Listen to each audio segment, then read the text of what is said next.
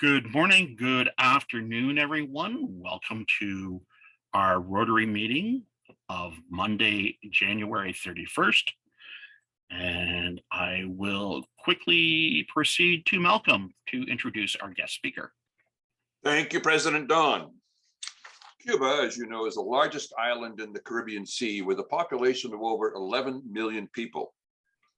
It's famous for cigars, rum, classic American cars, and its colonial architecture, its beaches, resorts, and very friendly people. That's the Cuba we see in promotional videos. There is, of course, another Cuba. Our speaker today, Jennifer Raymer, will talk about Together for Cuba, a not-for-profit initiative to assist Cuba's orphans. Under the umbrella of Mission Go, they provide essential needs for children's orphanages, provide medical supplies to hospitals, and provide humanitarian aid to locals in the surrounding communities of Ibacoa and Matanas, Cuba. Jennifer, you have our attention. Thank you for having me and for the lovely introduction. It's so great to be here. Cuba definitely is all of that. It's a beautiful place. Some call it paradise, and I see a different place other than paradise, and I'm here to share a little bit about what I do. I am a missionary there, and we also call ourselves global workers. I just returned back from a 5-week trip, December 21st, and it was different than I've ever seen it. I've been in the country for 12 years. I've visited over 30 times doing multiple different projects. And this trip, I have to say, was extremely emotional, and I'm still adjusting back to what I all encountered there. So I'd like to share a little presentation with you all, and after the presentation, it's just short, we can talk a little bit more about what's happening on the island. So if that's okay, I'll start to do this. Is that all right? So welcome to Together for Cuba. As Malcolm said, I am a missionary under Mission Go. Mission Go is a sending mission. They have over 190 missionaries that serve underneath them.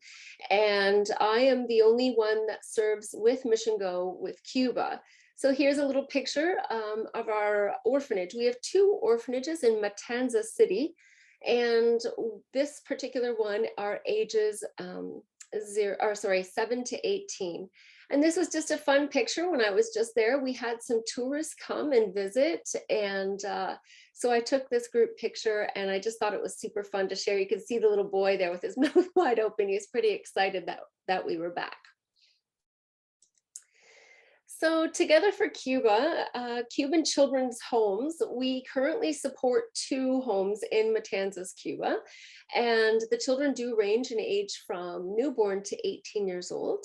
And it is our mission to help supplement each child with their daily necessities, such as food, medication, clothing, educational games, language learning, small construction, up-to-date plumbing, working kitchens, and we also do a lot of relationship building with the children.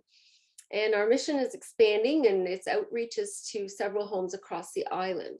As of today, there's 52 children's homes in Cuba, which is actually quite a bit in a population of just over 11 million people. And so it's something that we're really wanting to expand. I was able to visit another couple of orphanages while I was in Cuba on this trip and see how they were run and what we can do to help them as well.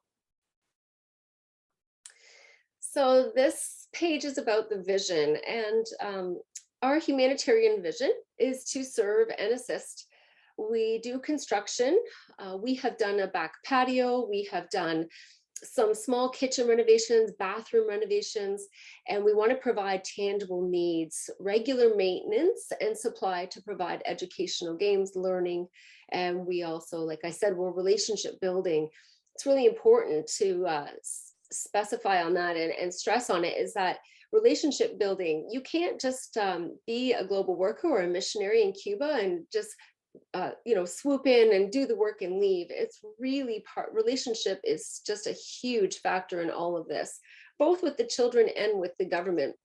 We have to do both. We provide medical aid to local hospitals. We provide specific needs in a variety of ways to individual families, educators, and medical staff in rural and outlying areas. Our vision for this year is to assist at least 2 more orphanages and begin an English language program. Last year during COVID, I was at home and I took a course online and I became an actual licensed English as a second language teacher. I took my TESOL course, so I'm pretty excited about that. The children are super excited about it, and so are the workers. Because of COVID, we were limited to how much luggage we could take. So all of my teaching supplies are here, and I'm hoping to get them down bit by bit so I can start the program. This family that you see here, the mom with the 2 children, this is an example of our food program we run. You'll hear a little bit about that in a minute. She lives in a shack, a home. The plumbing barely works. She has a little trickle. The toilets do not have running plumbing to them. She's a single mom. She cannot work right now because of COVID. And we were able to provide them with this food package. You see, very, very happy family to receive the food. The photo in the middle, this couple, they live out in the rural areas. They have no support, no outside support. And they try to do little things like some coffee beans you see there. They have a little tiny banana farm and just try to make their way.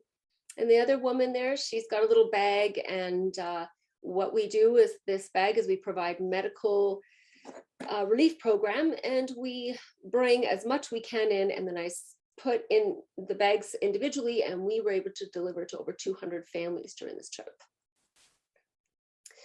Impactful. So this looks great. I love this slide. I kept it, the pictures to the right with the meat and the fruit are a little bit older, but I wanted to keep these photos because I dream about the day that we have this happening again in Cuba. Right now, it's impossible to even find pork. When we do find the pork, it's costing us a fortune. The inflation for the Cubans is absolutely terrible. They can't even afford to buy meat right now. So Together for Cuba, we're making lifelong changes.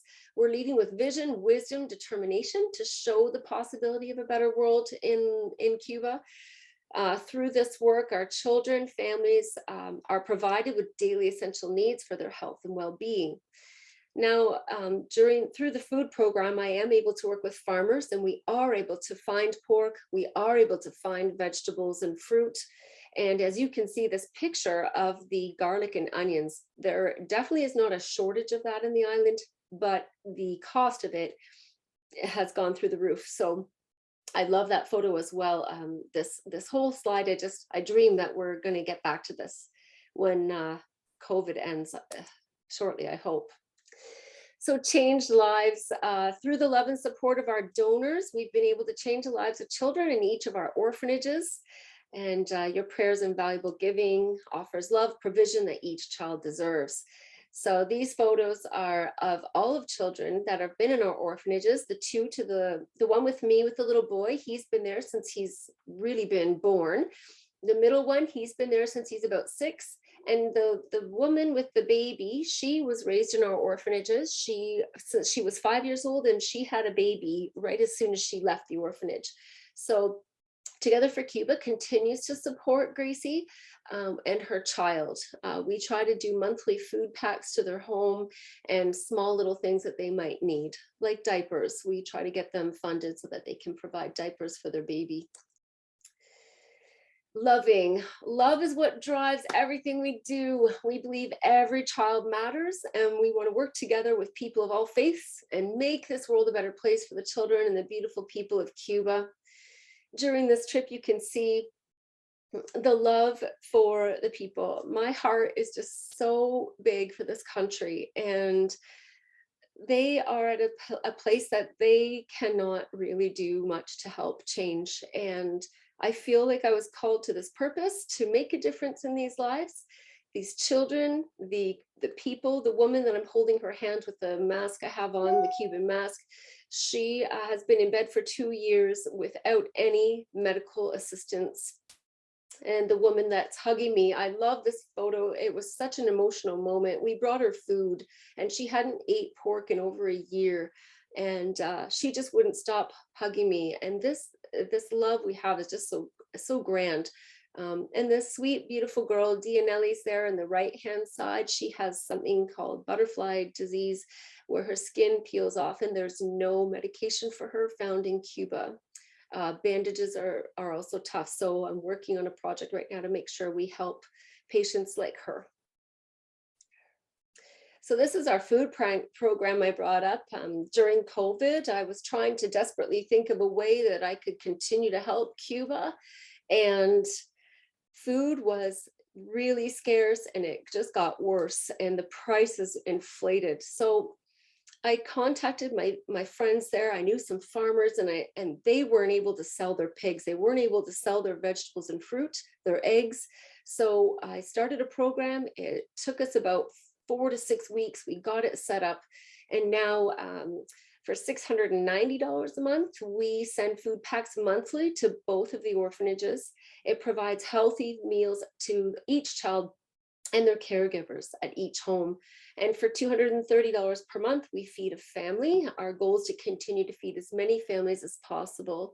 I'm thrilled to say, as of today, we have sponsored 400 families with food, and that doesn't include our orphanages.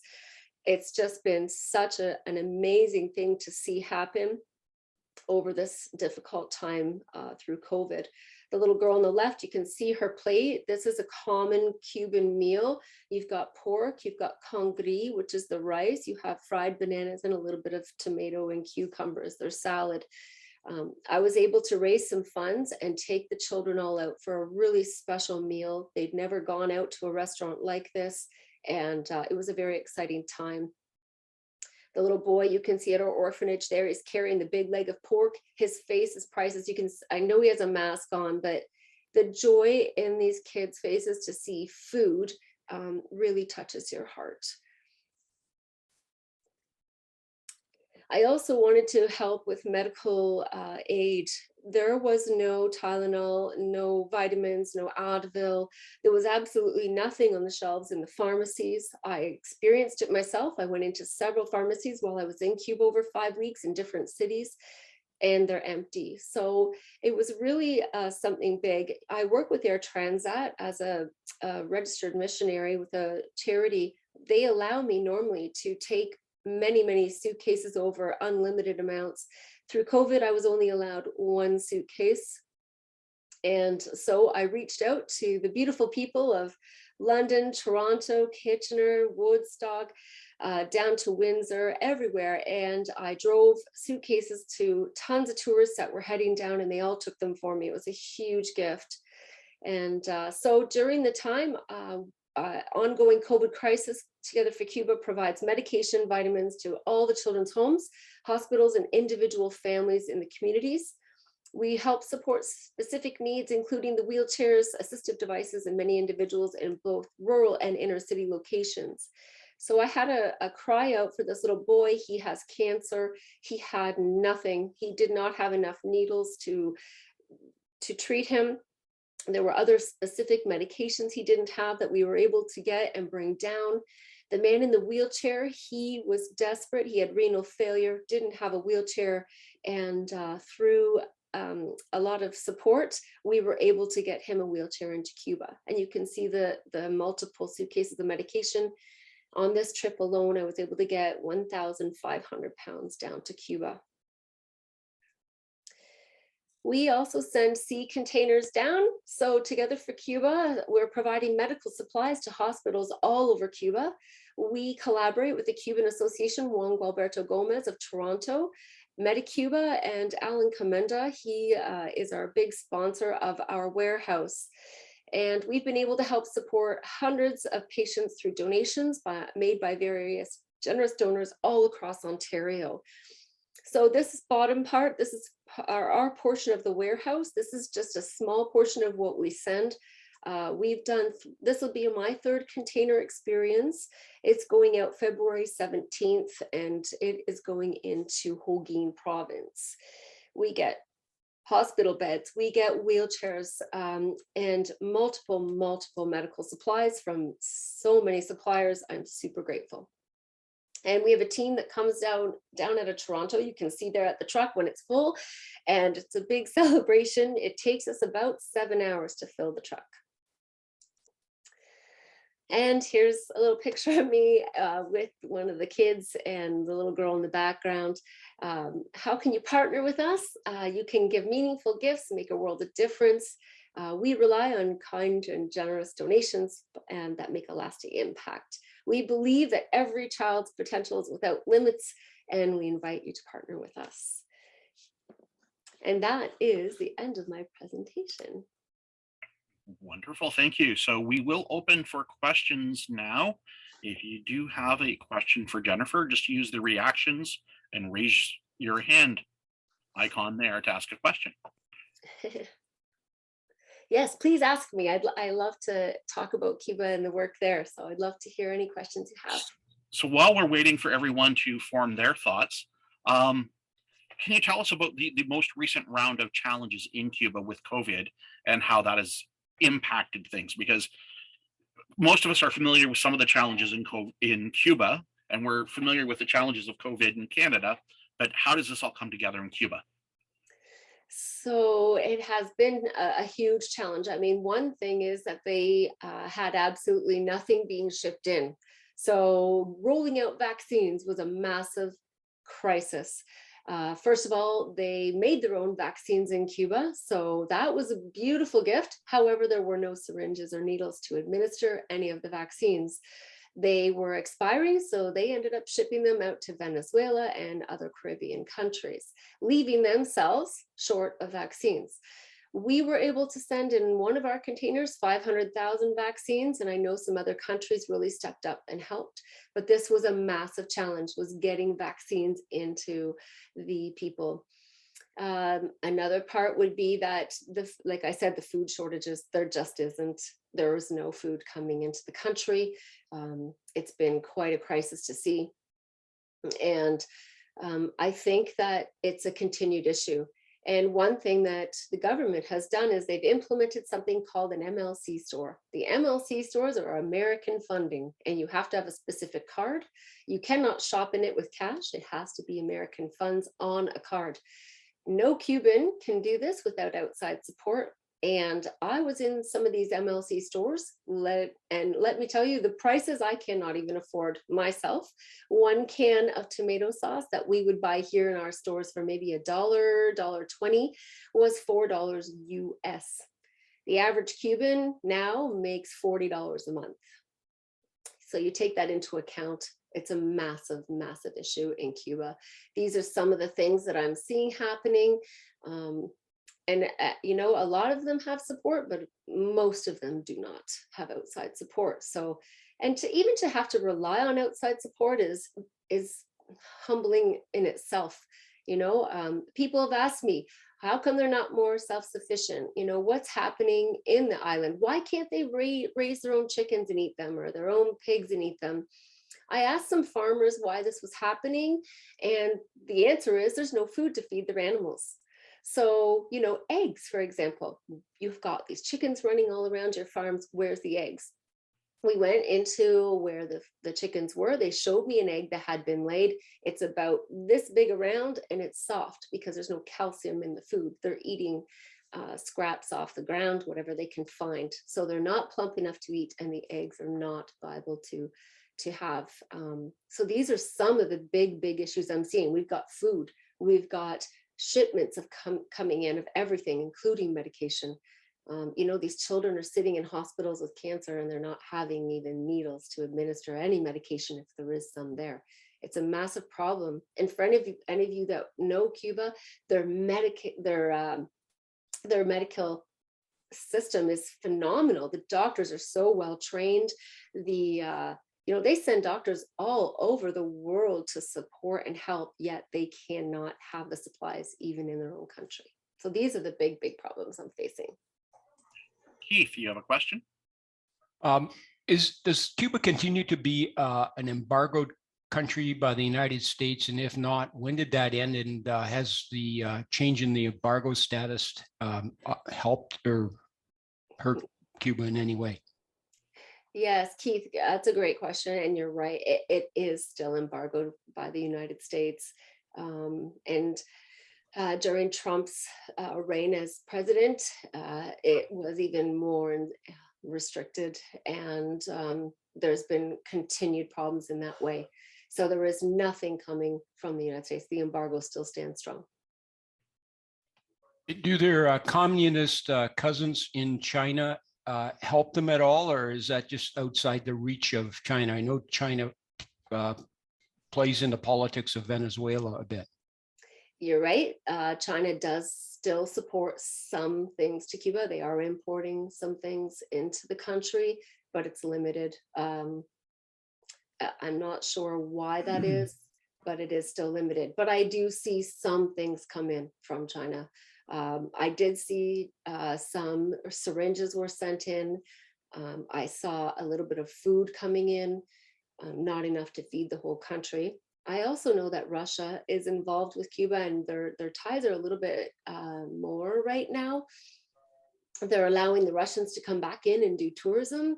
And I know Russia did send in a big shipload of cooking oil as well. So China and Russia are somewhat helping. John Everhard. Jennifer, your compassionate way in which you address humanitarian needs and community is very, very commendable, and I salute you.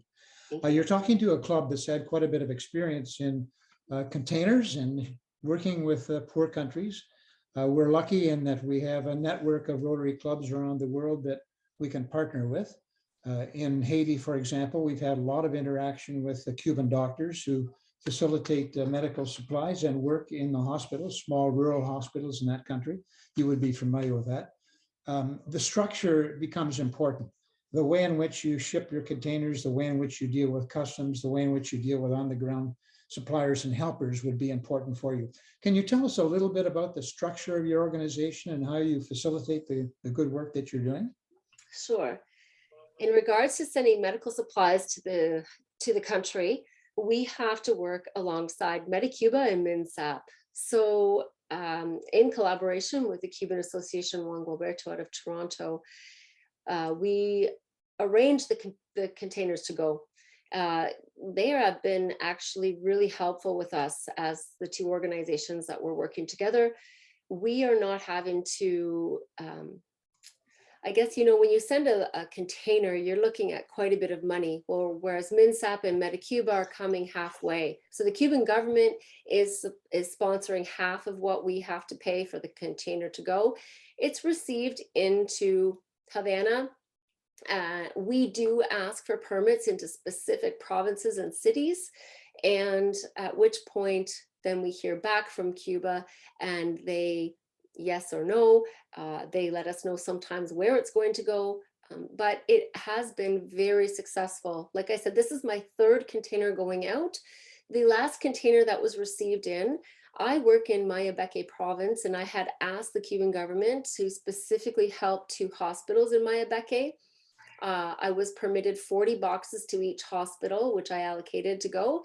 And I just received amazing news from MediCuba that they decided to send the whole container into both hospitals that I had requested.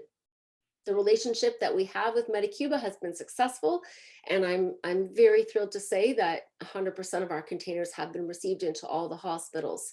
So without working with them, I know it would be more difficult. I know other people that have experience sending containers with many different things in them, and they're received by the Cuban Council of Churches in different ways. We specifically do medical aid only, medical supplies only. That's what MediCuba allows us, and it's been muchly accepted by our organizations. I hope that answers your questions. It does. It sounds like you've got a very reliable partner. So congratulations on that too. Yes, thank you. And you know, we do get supplies from all over the place here in Ontario. And every single, I'm sure you all know who've worked with containers, every single thing must be counted, must be prioritized in English, in Spanish, and we have to put a price to each thing. It's quite a job. So the warehouse that I have here in London, I spend multiple hours working in, sorting boxes, opening them, going through them all, counting and preparing them for the container. And then the Toronto crew comes in, and that point, that's when we really get down to specifics and have the permits on each box and and prepare the container. It must be received by MetaCuba exactly how it left, with exact counts. And then we do receive confirmation from Cuba when it's received, and then they send it out by truck to the proper hospitals. Ian, you have a question. Yes, I do. Thanks, Jennifer, for a very informative presentation. I had no awareness of your organization before now.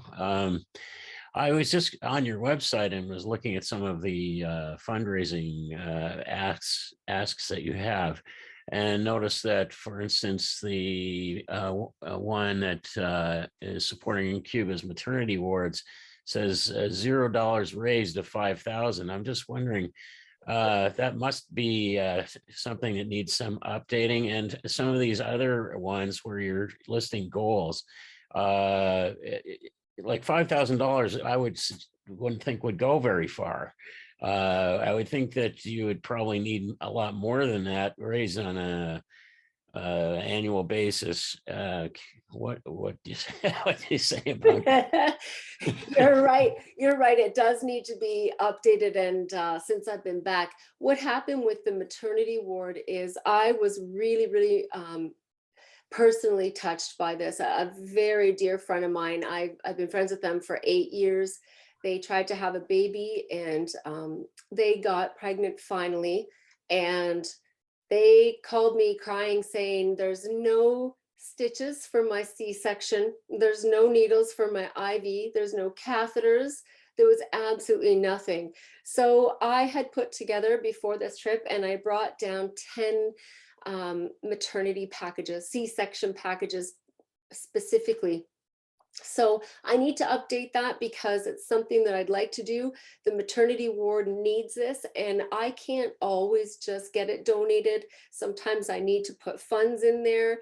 I want to make sure that every woman who's going in to have a child has stitches to close her section. This is very, very emotional to see happening in a country. The baby actually was born and passed away. Mom survived, but baby passed away. Baby was viable, but there was no care for the child. So I'd like to see incubators. I'd like to see all these supplies that are needed for mom and baby in the maternity ward. It needs a little bit of tweaking. Thank you for mentioning that. Financially, it's needed. I would love to take some money right down there to the hospital and say, here, let's get incubators bought. We can find them somewhere in Cuba. Let's get them sponsored in from another country. Let's make sure that there's no reason a baby should die. It was born at 3.5 pounds. Here in Canada, that child would have survived. Sure. I just have a couple other quick questions here. Sounds like you take on a tremendous load personally. How many volunteers locally do you have? And how do you recruit volunteers? And the other thing I noticed was that some things where money is asked, some is, I guess, a tax receipt will be provided, and other things a tax receipt won't be provided. So that's a bunch of questions. So you know what? I do most of the work myself. I am the missionary, and I feel like it is my job. You know, it is my job. I was called to this. It's a full-time job. I love it. I lost all my jobs during COVID. I had 3 part-time jobs as a photographer by trade, and they ended, but everything has a season. So I believe that season ended so that I could really be full-time in this, and I'm loving it. I don't have a volunteer base, and it's something that's been brought up to me. I am tired. I'm a mom of 4 kids, 2 grandkids, and a military husband. He's deploying overseas March 1st. So yes, I should have some work on that. The other part, what was the second part you asked me? Some things are tax receivable, it looks like, yeah. and some things are not. So everything actually is tax receivable. All monetary donations obviously are tax deductible for your income tax. And Mission Go does issue receipts for donated supplies. So if a supplier says we want to give $5,000 worth of PPE gear, they will receipt for that as well. So pretty much I just learned that in 2021. I did not think that they could get receipts for these kind of donations, but you can. So if someone says, hey, we've got wheelchairs, we were going to sell them, but we want to donate them to you and they're worth 20 grand, Mission Go will issue a tax receipt for these things. And I just ask one more quick question. I did flip to the one where you can buy things on Amazon for supplies that are needed. Yep. How does that particularly work? So that wouldn't be something that wouldn't be tax receivable, but during COVID, I needed medication to get out there. I was interviewed on CTV News and it went viral. It was crazy. Toronto News, it spread across Canada. And I thought, oh my goodness, I've got the exposure, I can get some help. So I went onto Amazon and made a wish list, and it's all over-the-counter medication and vitamins. Every single day, my front porch was full. I couldn't even get out my front door. It was incredible what happened. And so I keep that wish list going so that we can continue to make sure that every trip I go down, I can get all these medications and vitamins into the children's homes and into individual homes as well. Yeah. Bud, do you have a question? Yeah, hi, Jennifer. I'm just, if you don't mind me asking, I'm just curious, on a personal level, what drew you to Cuba in the first place? Yeah, it's a valid question for sure. And I get asked that a lot. I went on vacation there. My husband and I had not had a vacation ever together. And 12 years ago, we jumped on a plane and we went to Cuba because it was cheap and warm. So we went there. I'd wanted to be a missionary since I was about 10 years old. And we went there and I said, I can't stay on this resort. Let's get off here. We went hiking and my heart broke. I couldn't believe it. I didn't think Cuba was like that either. I thought it was this paradise and I would never even consider it to be a developing country. And I was quite shocked. And I came home and I said, I want to go back and we're going to make a difference. So I worked at Budweiser Gardens. This is super personal, but I worked at Budweiser Gardens for 6 years. And I said to my husband, I'm not going to keep $1 of my tips. And we met a beautiful family there that lived in a very broken home. And we saved up our money and we reconstructed their home to be sufficient. My daughter had a birthday. She's raised all her money and donated it. We bought them a stove.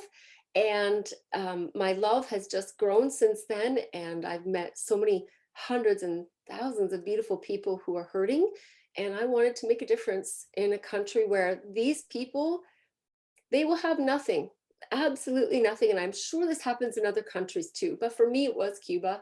And they will, they would give you the shirt off their back to make sure you were okay, even though they know I'm coming from Canada. The little gifts they give just to show their love is beyond measure. And I feel broken. These kids especially, they have a system there that's just not helping in the way it should. And I want to make sure that these kids are fed and help them have, medication for fevers. And my heart is to these people. They are the most kind, loving, generous people I've ever met. And I have traveled somewhat across the world, and I've never been moved by such people. That would be why it needs help, and they're just such beautiful people. Thank you, Jennifer. Yeah. If there are no more questions, I would also like to thank you, Jennifer. In a previous stage of my career, I worked on projects in Cuba, and I understand the challenges of working in Cuba, working with the Cuban government, and the different variables that come into play when you're trying to do something in Cuba. So you have my utmost respect for what you are doing in Cuba. And wow, because it is a very complicated environment to do anything in. Yeah, it really truly is. And I will say that you just got to push forward and believe in what you're doing. And a lot of the government has been very cooperative with me. So I actually I'm going back to Havana for meetings in February. And so everybody can just be thinking of me while I go there for these very important meetings. Thank you. So on behalf of the Rotary Club of London, in recognition of your presentation today, a contribution has been made to the Polio Plus campaign of the Rotary Foundation to immunize 50 infants against polio. So because of you, Rotary is now one step closer to a polio-free world. That's awesome. Thank you. That's beautiful. Thank you very much. So we will now move on to a little bit of club business. The first item of club business I have is a quick reminder that the club survey was sent out last week. You should have received an email reminder this morning. We're trying to get all the responses in today. We probably won't start rolling up the data until tomorrow. So you have probably until midnight, even though I said 6 p.m. If you were having some technical challenges with the survey, some of the questions are drag and drop your answer. So you either use your mouse to drag and drop, or if you're doing it on a tablet or on a phone, you can drag and drop the answer and rank things using the drag and drop functionality. Other announcements, we have a volunteering opportunity. I don't think Diane is here, but I believe we are still looking for people to volunteer at the food bank on Wednesday, February the 16th. It's an hour-and-a-half shift, lots of fun, not too much work. Okay, it is work, but it's not an overwhelming amount of work, and you get to hang out with fellow Rotarians, so it is a good time. I mentioned this last week, we are looking at bringing back the East Coast Kitchen Party as some kind of party. Some of the details are still to be worked out. May 6th is the date at this point in time. We'll be looking for sponsors. So if you can think of sponsors, we'll be asking for those very soon. We'll be looking for items for a silent auction, and we'll also be working on ticket sales, both to Rotarians that want to attend, as well as if you have friends, family, and other people that you know that would enjoy a break from COVID, and hopefully things will be much closer to normal come the beginning of May. The other item, and I don't know if Jan or Jim, if you want to speak to this. I think it's here what exactly is involved. It cannot be a Rotarian. I think that's probably the most important thing to remember. And it can't be somebody that has received a Paul Harris recognition from our club. I don't think it matters if they got one from another club. And it must come in by February the 11th, and then it will go to our committee, and we will decide and recommend to the board who we think should get this recognition. It will be presented in April on close to Paul Harris Day, and the details for that haven't yet been decided. Wonderful, thank you. I have a few quick reminders before we wrap up our meeting. The first is our meeting next week. We will have Alex Mustakas from Drayton Entertainment, which is they run a number of theaters to the north of us. We'll be talking about this coming year's season and about Drayton Entertainment during the pandemic. The Satellite Club, their next meeting is tomorrow night, and Lynn Coates from the Passport Club, we'll be talking to them about recycling projects. Our next board meeting is in a little bit over 2 weeks' time on the 16th at 5 p.m. And then we have our weekly social time, our cocktail hour tomorrow at 5 p.m. and the coffee clutch Thursday at 10:30 a.m. And that is it for our meeting for this week. Thank you, everyone. And a reminder that we in Rotary serve to change lives, and have a wonderful week. Thank you very much.